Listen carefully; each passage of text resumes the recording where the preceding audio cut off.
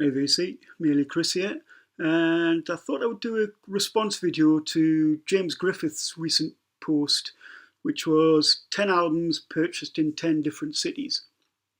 If I'm clever, I'll put some maps up so people can see where the cities are, but don't hold your breath.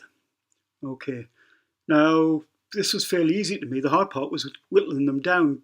Jill and I do loads of travelling to see bands and things like that. So quite often purchase stuff abroad when we've been to various gigs and what have you. But a lot of the stuff I've bought has been CDs, purely from the practical point of view of transporting them back to the UK.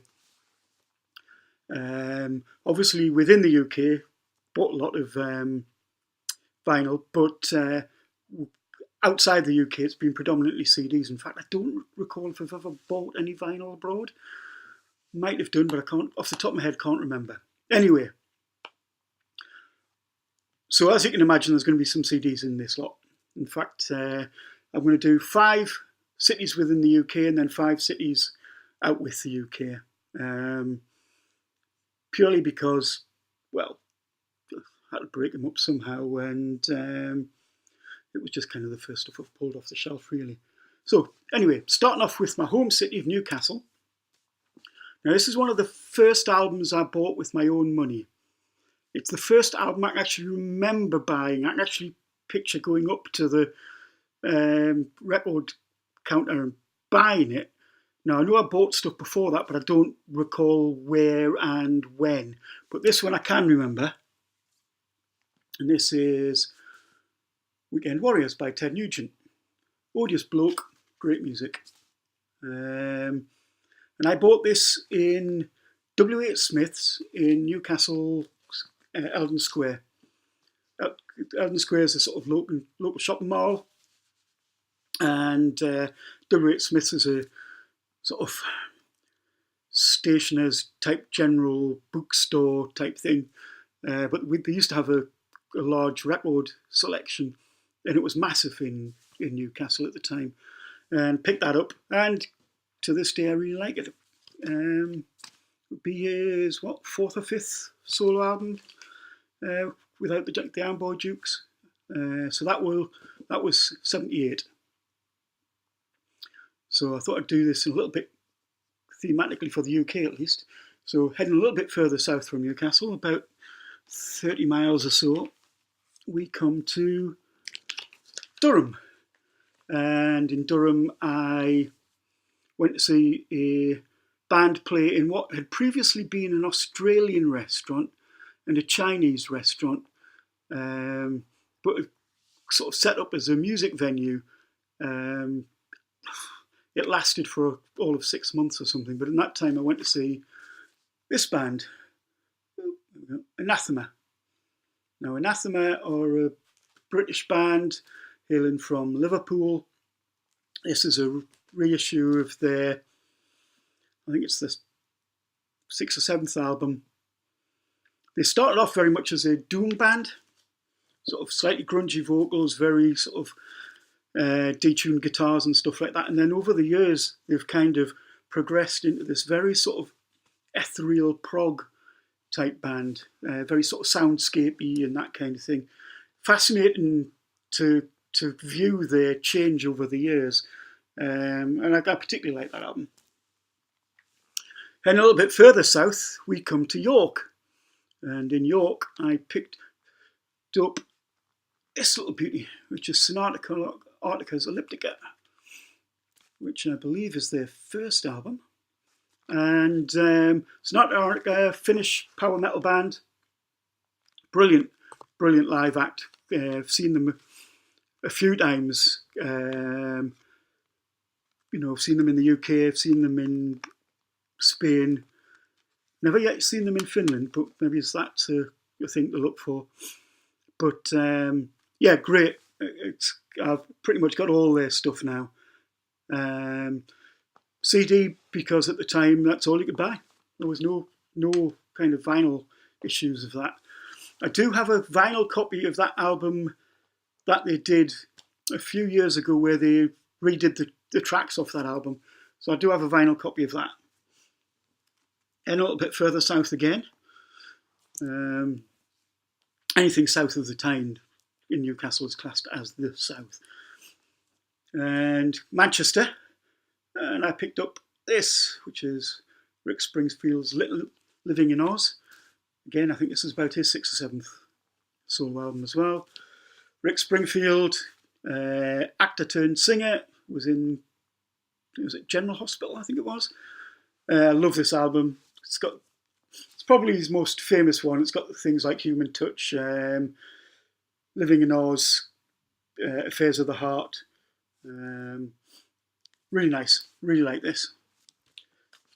Bit of AOR, soft rock. And speaking of soft rock, next lot comes from London. I suppose I had to put London down there, really. I can't abide the place. Don't like it at all. But we had friends who lived down that way, so we used to go down fairly regularly to see them. There used to be a record shop in London called Shades. Shades always used to advertise in the likes of Kerrang and Sounds magazine. And it was basically a basement shop that had loads of import stuff in, mainly on the sort of softer side of rock, but excellent little shop. And although I didn't actually buy this myself, it was bought for me by Jill when she was down visiting our friends down there. And this is Alien.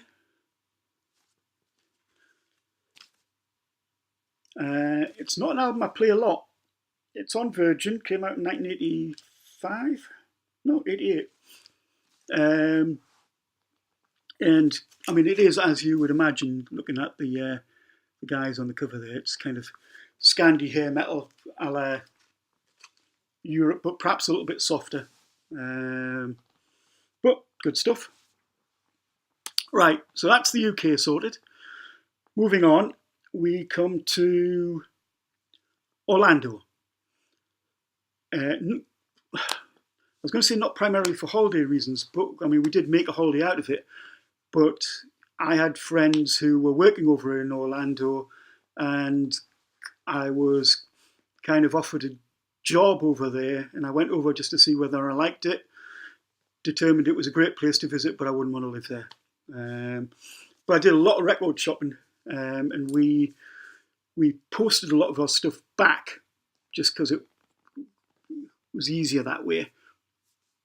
And one of the albums I picked up is this album, Tall Stories. And again, it's sort of melodic rock, AOR. And the vocalist on this, Steve O'Gary, went on to sing with Journey. I really like this album. I think it's a cracking album. You can tell why you got the Journey gig by listening to this album. If you like your Journey style melodic rock, you'll love that. Tall Stories. Speaking of Journey, picked up this shirt and this next album when we went to see them in Las Vegas in 2004, I think it will be. Jill was over there for work. I tagged along, and when we were over there, while we were planning the trip over there, we realised Journey were playing. I think they played Paris Hotel, perhaps, I think. So we went to see them there. And on that evening, I picked up Red 13, which is a EP. Steve O'Gary was the vocalist at this time. Brilliant set, loved it. I thought the band were really, really good. It's the first time I'd seen them, so obviously I've never seen them with Steve Perry, much to my chagrin, but so be it. I had the chance once back in the 80s, didn't take it, and well, there you go. That's that. Well, moving from the States to Spain, Barcelona, and I know Passy mentioned this when he did his response video. There was a street at the top of the Ramblas. The Ramblas is the main sort of thoroughfare in Barcelona. It's a tourist trap more than anything else.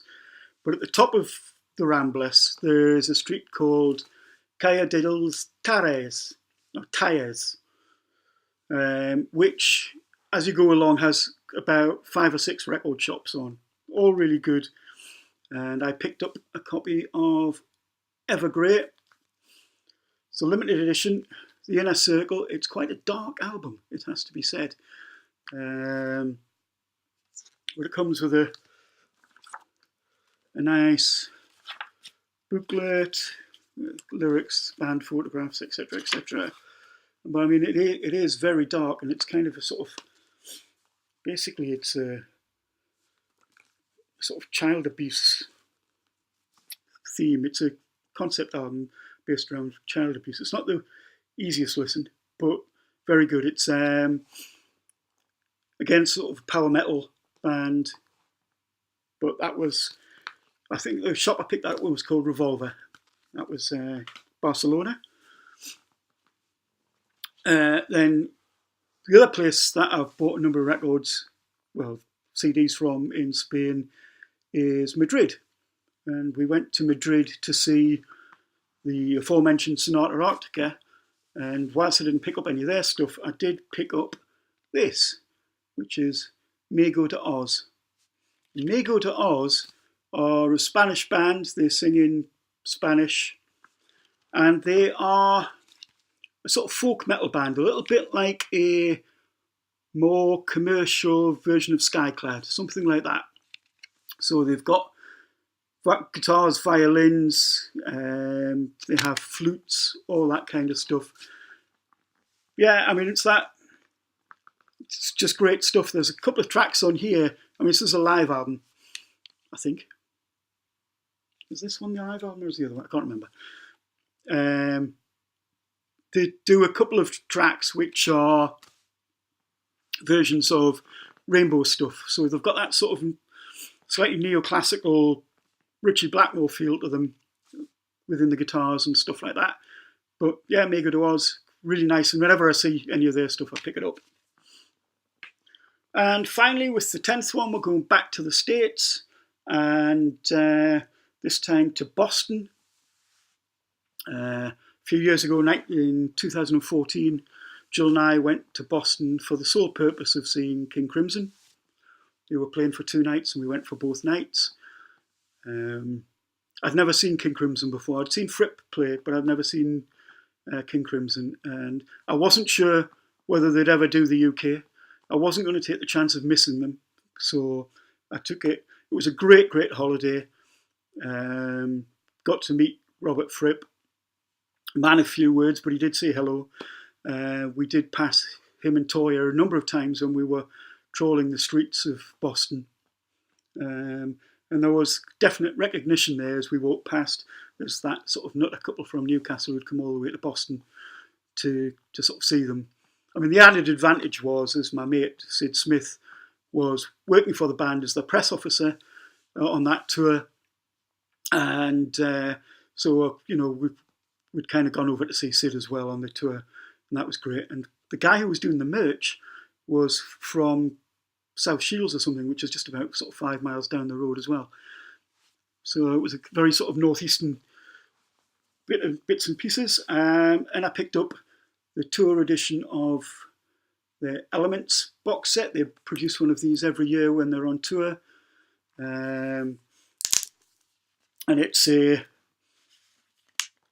CD, double CD, and it basically chronicles the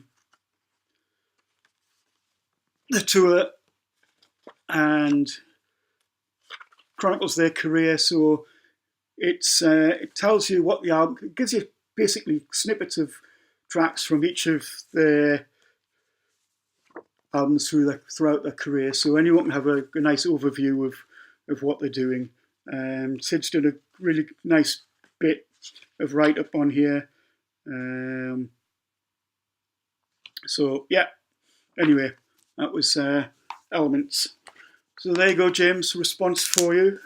As I said, I wasn't going to be able to do vinyl unless I did the whole of the UK, and I wanted to kind of spread the net a little bit wider.